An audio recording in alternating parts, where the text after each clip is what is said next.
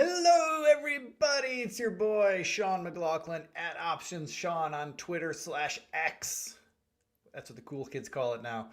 Today is February 15th, 2024. Did you survive Valentine's Day? I hope you did.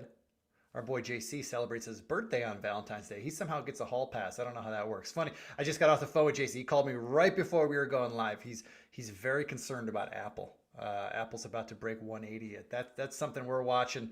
If we break 180, then at least he wants to get very aggressively bullish. I agree with him to an extent, but anyway, we'll get into that in a second. But before we get into charts and whatnot, we have to drop the old disclaimer. Everything we discuss here is for educational purposes. I'm showing you what I'm doing with my money, and I hope that you learn something along the way. Okay, so for those of you who are new here, the All-Star Options Jam session, this is where we review notable actions within the trades that we put on the All-Star Options service. So we'll discuss trades that we've exited, perhaps for a loss, maybe for a win. We will discuss trades that we maybe need to make an adjustment to. Also, we will review, we will update some stops on some ongoing positions. Then we do a quick little rundown of new trades that we've put on since we last spoke. We do this every week, every Thursday, noon Eastern. So if you like what you see here, come on back again next week. We do it every week. All right, so let's get into the high-level overview here. The S&P 500. This is the broader market index that I most closely track. And as you can see, we are still comfortably above the breakout level that we had been watching for a while. Above 475. We had a little bit of a scare this week. Tuesday, I believe there was a CPI report. One of those government numbers that comes out right before the market opens. It scared everybody. We had a little bit of a gap down. We have since rallied off of those lows on Tuesday morning. Market coming back and looking like it wants to fill that gap. It hasn't filled it yet, and that's something I'm watching. But so far, we're just kind of hanging here. We're in wait and see mode. Like I said about Apple, that's one of the things we're watching. If Apple loses 180, we think that could portend bad things for a lot of stocks. Volatility index, as you might expect, spiked a little bit this week due to the gap down that we had on Tuesday. But even volatility is coming back a little bit. So we're kind of in wait and see mode. Does the market want to shake off this week's one-day tumble and resume the march higher, or is that just the first shot, first warning shot that more trouble is ahead? We shall see. All right, so let's get into some positions that we've exited since we last spoke. The first one was Rocket Companies, RKT. Rocket got caught up in the sell-off this week. We entered this trade on January 19th. We bought June 13 strike calls for $1. Unfortunately, it closed below our level on the 11th. That was Monday. And we exited the trade on Tuesday near the open. We got out of Rocket. Let's see, we paid $1 to get in. We got out for 82 cents. So not that bad of a loss, all things considered. And that speaks to we're being a little bit more aggressive with our stop losses as when we go through our updated stop losses in just a moment. That's part of the theme. We're trying to ratchet up our stop losses, be a little bit tighter with stop losses because of the growing uncertainty in the markets. But we're out of Rocket Companies. Trade didn't work, but hey, small loss. We'll take small losses all day long. On the good news front, Cloudflare. Wow. We had quite a gap in our favor. This is a position we got into back at the end of November 29th to be exact. We bought June 100 strike calls for $6. And the plan was, as laid out in the blog post when we put this trade on back at the end of November, if Cloudflare got to and or through $100 a share, then at that point we would sell a portion of our position to pay us back our original investment. So however many dollars I invested, let's just for argument's sake say I bought 10 contracts, right? 10 contracts would have cost me $6,000. I wanted to sell enough calls, maybe not all, maybe not 10, certainly not 5, but enough to pay me back my $6,000 investment. Well, we had a huge gap in our favor just a few days ago, on November 9th to be exact, and we were able to sell a portion of our position, take back our original investment, and now we are free riding on a majority of our position. Now, more than half of our position we still have on, and now we have no risk in the trade. This has the potential to be a home run for us. We'll see if the market wants to cooperate. We'll see how this, hopefully it doesn't want to get into that gap. If it doesn't, then we should be all clear. But right now, Cloudflare is working very well for us. It's coming back a little bit off the highs, to be expected, but at least we have no risk in this trade now going forward. So congrats to any of you who maybe participated in this trade. Okay, XLV. This is a trade that we are currently in. We have not done anything yet, but I'm bringing this up because it's a call calendar spread. We got into this trade on the 5th, so not too long ago, just about 2 weeks ago, a little less than 2 weeks ago. It's a call calendar spread where we are short the March 145 calls and long the September 145 calls for a net debit of 485. Now, the plan was one of the exits for this trade, if we were to get it, one of the profitable exits would be if and when XLV trades to and through our strikes, which is 145. Well, today, intraday, we did trade above 145. Last I checked, we were just below that. Anyway, we're right around 145. I'm waiting until the closing price today. If we close above 145, then I will look to exit this entire spread tomorrow at the open, assuming we're still above 145. If we pull back, then maybe I'll hold it a little longer. But if we're above 145 at the close today, that's my signal that, hey, tomorrow morning, we're closing the spread. And we will book a profit in this trade. Not a huge profit, not the profit we were really hoping for because this moved quicker than we expected, but a profit nonetheless, and a trade that we will want to get out of if we're above 145, because if XLV starts trending higher, then our potential P&L actually loses because we're on the backside of a call calendar spread, which is not where you want to be. So keep XLV on notice for you if you're in this trade. If we close above 145, we're getting out tomorrow, booking a profit. Okay, that's all the trades we've had, any updates that we had for this past week. Now let's run through. We have a whole bunch of stops. Why do we have a whole bunch of updated stops? Because the bull market continues and we are positioned well with a lot of long trades that have continued to work, but we are growing a little bit more cautious here. We think that the market could potentially pause and or pull back, and some of these long trades that we are in that have had great runs, they will be vulnerable in such a tape. And we don't want to let too many of our profits go away. We're willing to risk some of our open profits, of course. That's the name of the game. You got to risk profits to make more profits. That's how you get to the big wins. But we are tightening up our stops, and we are going to be a little bit more aggressive than usual with our stops in the current environment. So let's just run through them real quick. We got about 10 of them. All right, so first up, in no particular order, actually the order is alphabetical, that's it. So we'll start at the top, Amazon. This is a bull call spread that we got into on November 22nd. You can see here, Amazon has gone our way. We had a nice earnings gap, continued to move the position in our way. We're sitting in open gains in this position, which is great. But 165 is our new stop. We don't want to see Amazon get into this gap.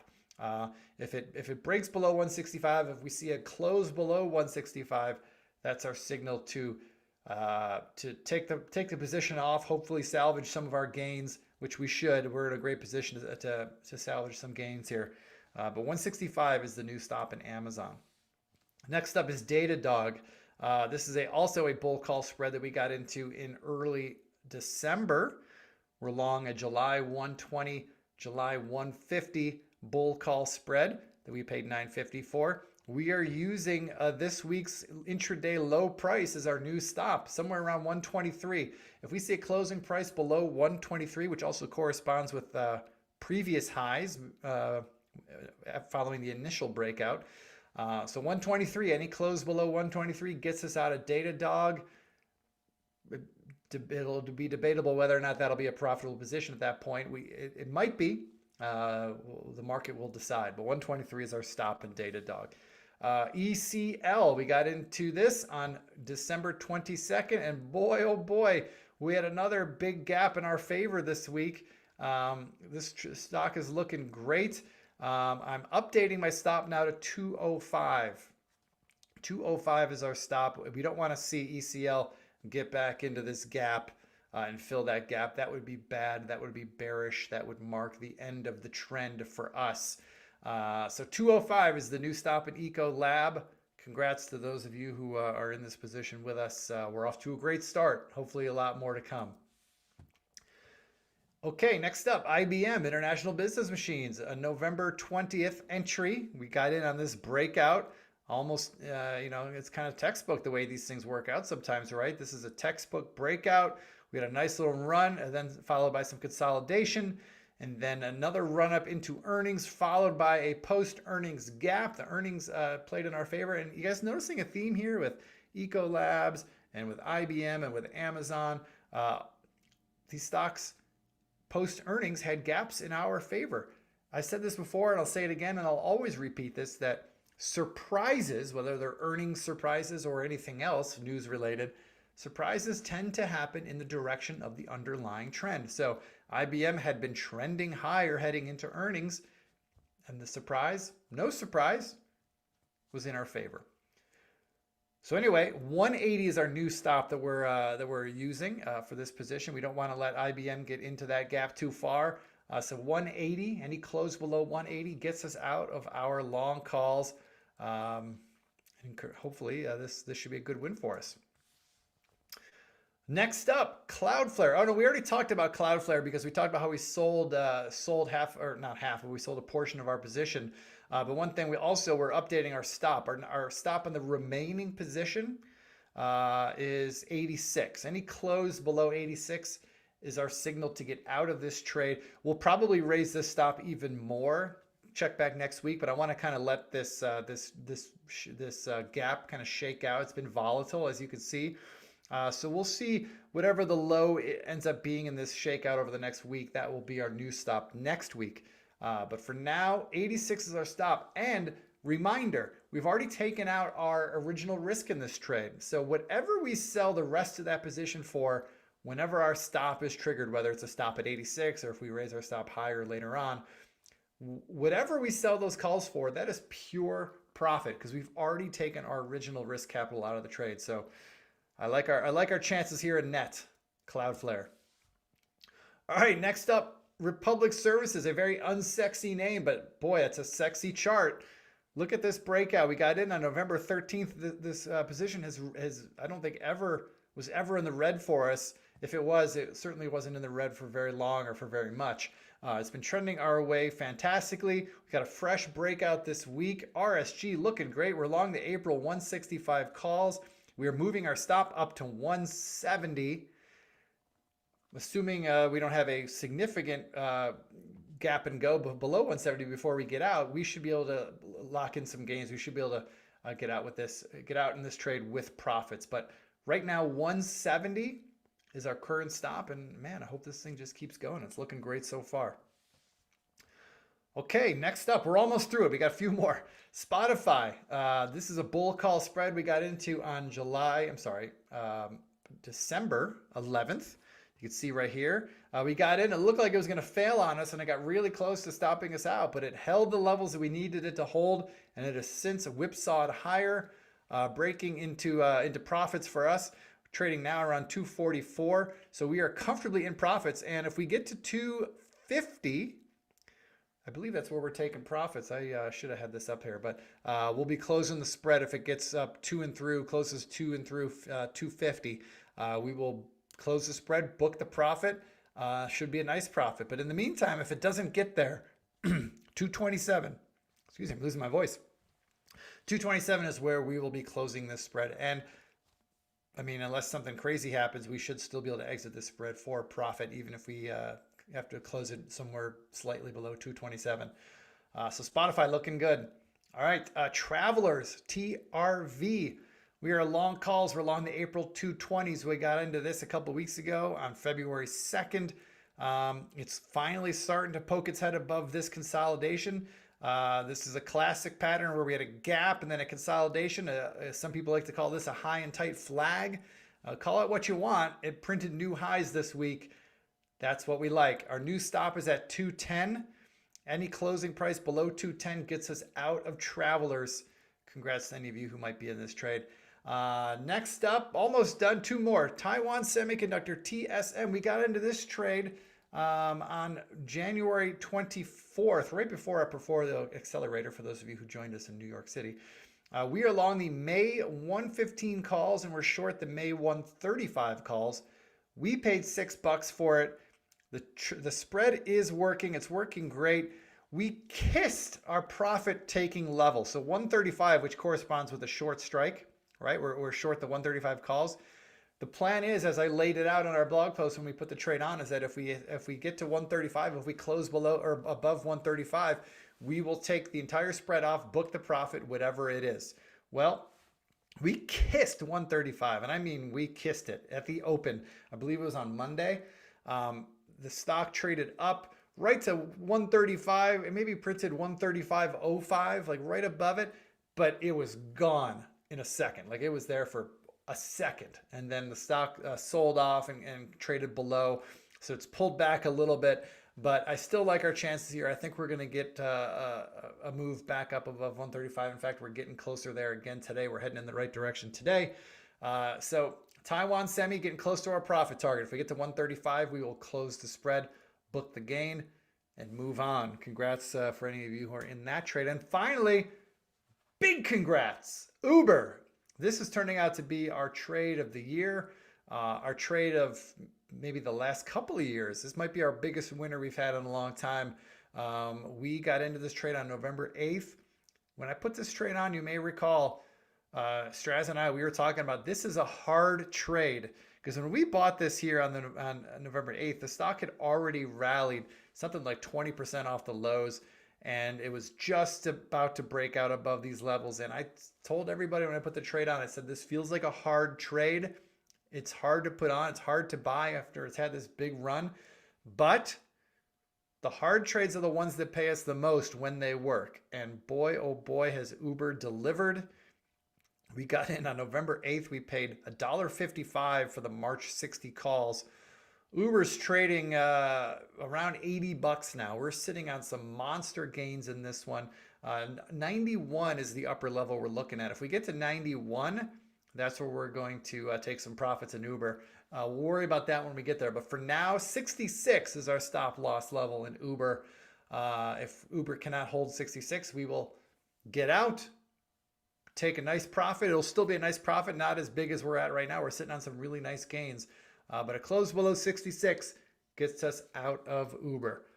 Whew, all right, those are all the updated stops. We had a lot of them this week. Now, I'll just quickly go through the new trades that we've entered since we last spoke. I'm not going to get into the details of these trades. If you want the details, you can find the details for every one of these trades at allstarcharts.com. Go to the members section, go to the options section. You will find detailed trading plans to talk about where we take profits, where we will exit for a loss. We have chart levels that we're watching. We have P&L, where we take risk off. All those details are in every one of these blog posts. You can find it at allstarcharts.com. If you don't have access to that, please hit us up, shoot us an email, info@allstarcharts.com, and we will get you hooked up. So anyway, we have 3 trades that we put on since we last spoke. A mixed bag. We have 2 shorts and 1 long. As far as the shorts go, we're putting a lot of shorts on, not a lot, but we're consistently dripping into short trades over the last couple of weeks, if for no other reason, just to provide a little diversification for our portfolio, which is definitely leaning heavily long. We have a lot of positions, as we just went through with all those updated stops. We have a lot of long positions that are sitting on some in some cases, significant open P&L, open gains. And so putting on some short positions and some bearish positions are really, if nothing else, just nice hedges in case the market does decide to roll over.